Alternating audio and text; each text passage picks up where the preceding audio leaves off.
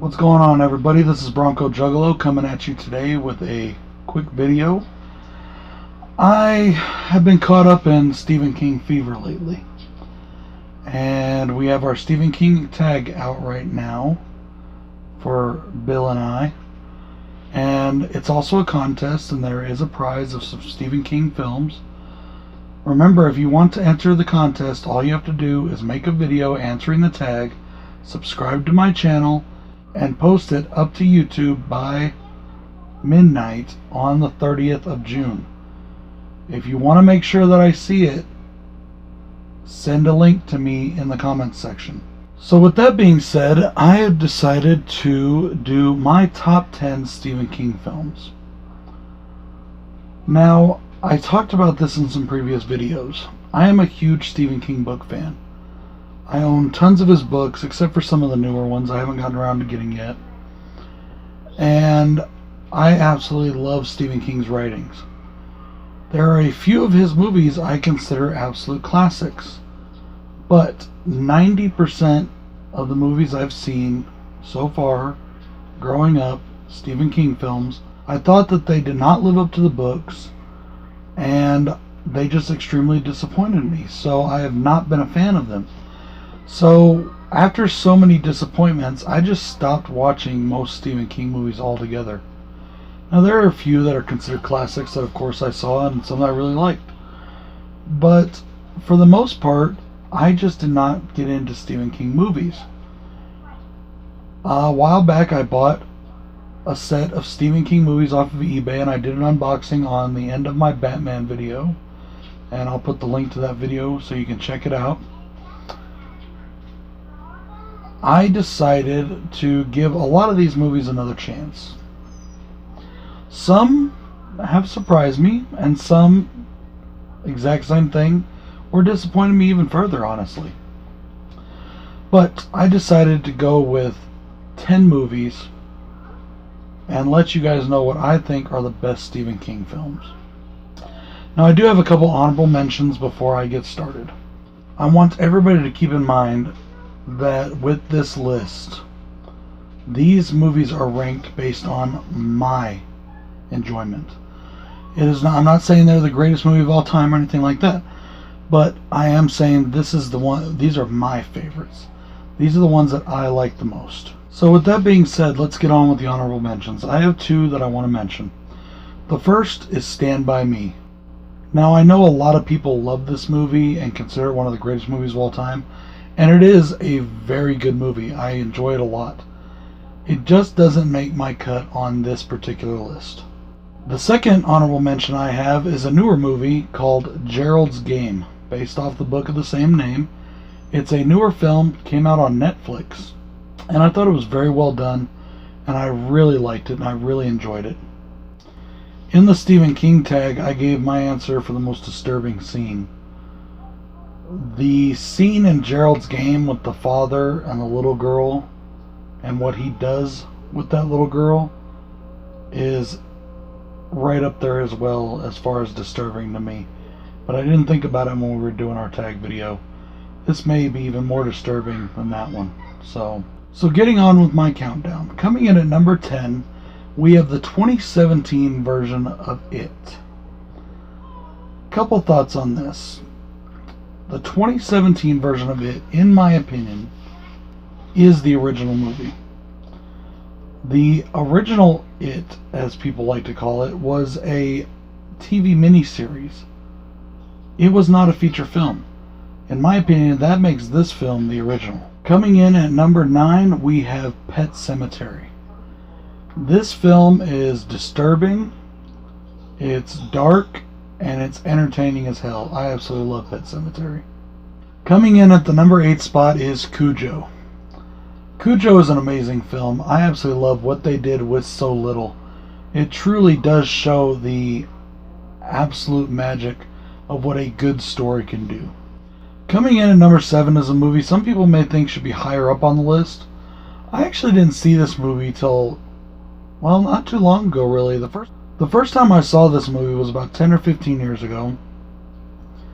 I saw it once, and at the time I was so intoxicated that I fell asleep before it was done. And then I didn't rewatch it for quite a while.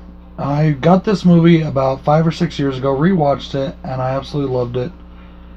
But a lot of people will probably think this should be higher up on my list, but it's not. I love the main actor. He is my favorite actor of all time. I love the story. I even like the vision of the movie. It's just not my favorite. And that movie is The Shining. Stanley Kubrick's version of The Shining. Coming in at number 6 is Carrie, the original. Not the remake, not Carrie 2 The Rage, the original Carrie. A book and a story I've always loved, and a movie I thought they did very, very well. Coming in at number 5 for me is The Running Man. Now, this was a book that was written by Richard Bachman, which is Stephen King's pen name that he used for a time back in the 70s and 80s. The movie of The Running Man strays heavily from the book. In fact, it bears very little resemblance to the original novel.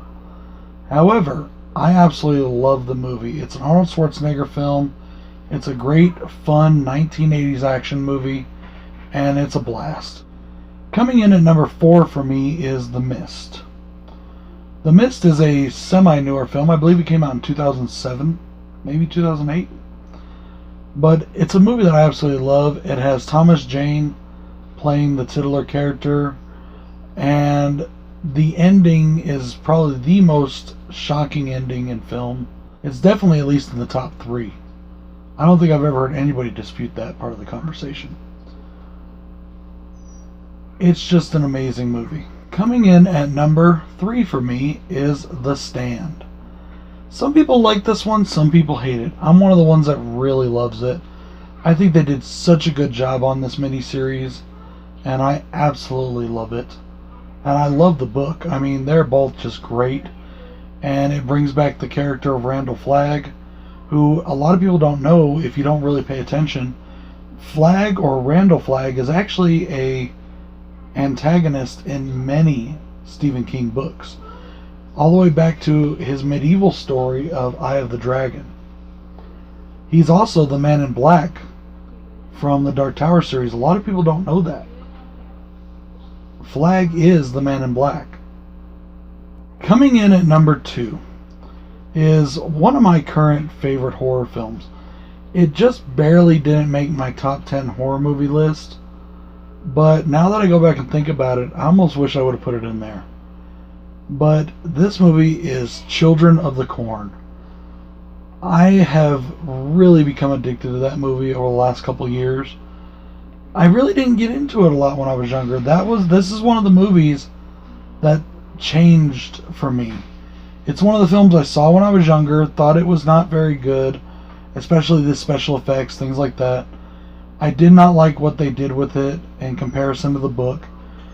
But then, a couple years ago, something really changed in me, and I absolutely love this film. I love Isaac. I think he is amazing as a character. The kid that plays Isaac was absolutely amazing. I love this movie so much. Children of the Corn is one of my favorite horror movies. It didn't quite make my top 10, but it's pretty close to it. But it is my second favorite Stephen King film. Alright guys, here we are.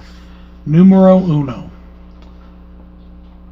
This movie is, to me and to a lot of people, a classic. It's also, in my opinion, one of the greatest films ever made. And I absolutely love this movie. I love it so much. I loved this movie before I knew it was a Stephen King film. I had not yet read Rita Hayworth and The Shawshank Redemption. And I did not know it was a Stephen King movie. And when I found out, it blew my mind. Of course, that movie is The Shawshank Redemption. I love The Shawshank Redemption so much. It tells such an amazing story, and the people that do the acting are so great in the film. Morgan Freeman is amazing. I absolutely love Shawshank Redemption. It is absolutely amazing. Miss Lisa Loves, I told you how to say it in my comments on your video, but it's Sehuantanejo. It is a little town in Mexico. I don't even know if that's a real place or not, or just something they made up for the book and the movie, but it's Sehuantanejo. Anyways, guys, I want to thank my buddy Jason over at Horrific Nightmares for giving me the idea to do this. He just dropped his. I also want to thank Jason for giving me another idea for one of my videos with Bill. He knows what I'm talking about. Thank you very much, buddy. I really appreciate it. And I will catch you guys later. Don't forget the contest. Have your entries in by the 30th, okay? Put tags in all you want after that, but get the entries in by the 30th. Peace.